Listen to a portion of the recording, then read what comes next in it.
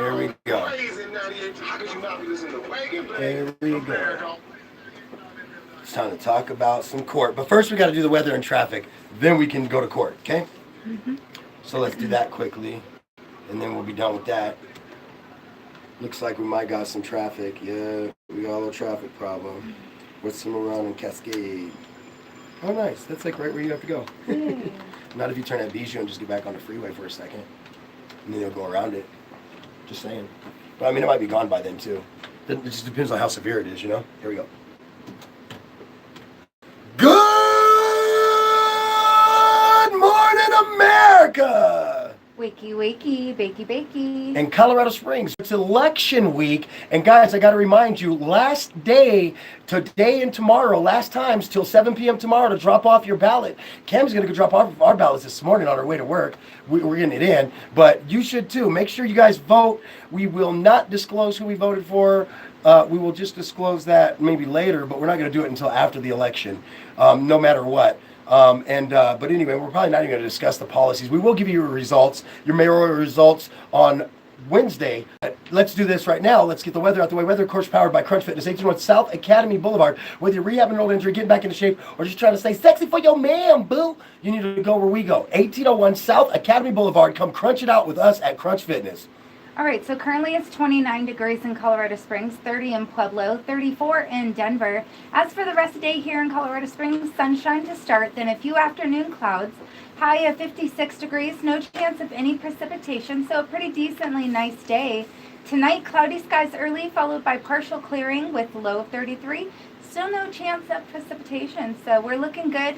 I will tell you, Wednesday looks like we're going to get some afternoon rain, though, so keep that in mind.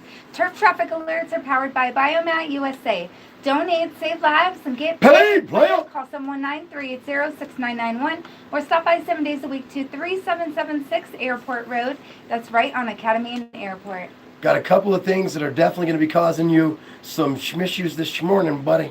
So we're going to get you out the door correct. Now, if you're heading up to Denver from downtown Colorado Springs to downtown Denver, drive times are still only sitting around 65 minutes. Not bad at all. And down to Pueblo, you're only looking at about a 48 or 38-minute drive, rather. Now, what you are going to have to deal with or contend with is if you're going through the downtown area itself, not on the freeway, but actually in downtown, there's a crash westbound Cimarron east of Cascade that is blocking the left turn lane as people trying to get down to the courthouse to get down to that court hearing at 8 o'clock this morning. Uh-oh. Yeah, Good Monday luck. court. So, Good luck. Not that I know anything about that, dog. I'm saying morning court. So, But yeah. So let's do this, though. It is, of course, it's time to get into court. And this court session brought to you by Speakeasy Vape Lounge, Colorado420fest.com. This 420 Wake and Bake America is partnered with the best 420 event in Southern Colorado. This 420 will see you at the Speakeasy Vape Lounge for live music, painting with Little Flip, all kinds of special guests, food vendors, surprise guests, and much, much more. But you got to get your tickets, and you can get them on Eventbrite, or you can visit Colorado420fest.com, and it'll be the first place that you can officially get your Wake and Bake t-shirts other than Bob's Shop, of course. Yes. Now, let's do this. Let's do this. Well, unless you won one already, which we've only given one away. Damn it, Angel. We got you, boo. We got you, though. So, let's do this. It is time for Trey's Court, and I call to court case number 0092, the status of the Safe Banking Act. This is the status conference on a previous case we brought you, and we want to know, the judge, would like to know what's going on, and I think that I deserve to know what's going on. And Cammie, since you're our prosecutor and our state's attorney, please tell me what the hell's going on with the State's Banking Act. With a 45 to 15 vote Thursday, the House Financial Services Committee has advanced a major federal marijuana reform bill that would significantly expand legal cannabis businesses' access to financial services. Ha! In other words, banking. The Secure and Fair Enforcement Banking Act is just the third standalone cannabis bill to clear a congressional committee. Yep. Now let's talk about pluses and minuses on this. Right. Goods and bads on this. Is first off, I know one senator that's a Republican that will vote in the Senate. That's Cory Gardner, Colorado Senator. He's vowed to progress this bill through. Right. Michael Bennett, of course, obviously going to vote this one forward as well. So I know we have help in the Senate. My thing is this: is with a democratically controlled House, I don't see this thing getting stalled out. It will pass the House. And I think that just on committee lines, it wasn't on party lines.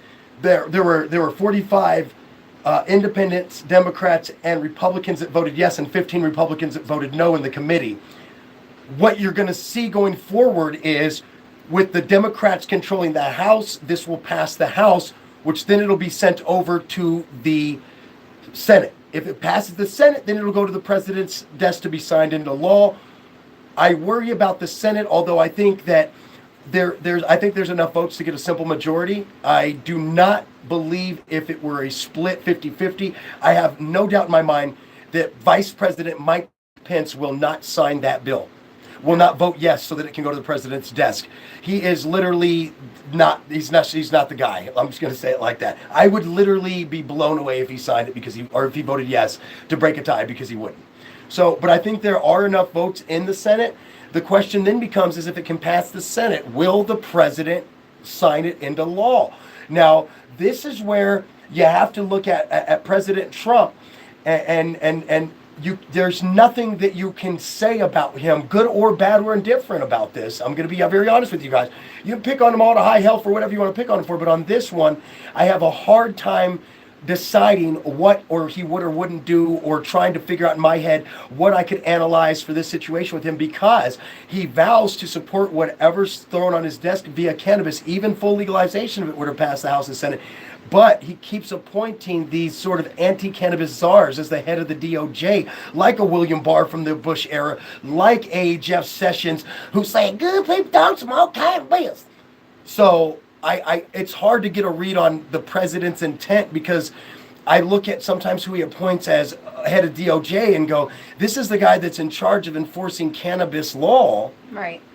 You know, he's they're rescinding Coleman and stuff like that. Also, I'm saying, but then the president, according to Cory Gardner, in testimony that Cory Gardner gave on a podcast, he said that the president was making fun of Jeff Sessions, saying that, who is this guy, my grandpa's friend type stuff, like clowning him about his stance on marijuana. So could the president be on our side? And then I have to lean back and yes. So I'm just teetering on the yes and no side of the line. Right.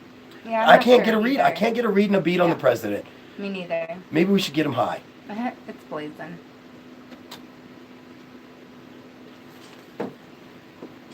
That was fun.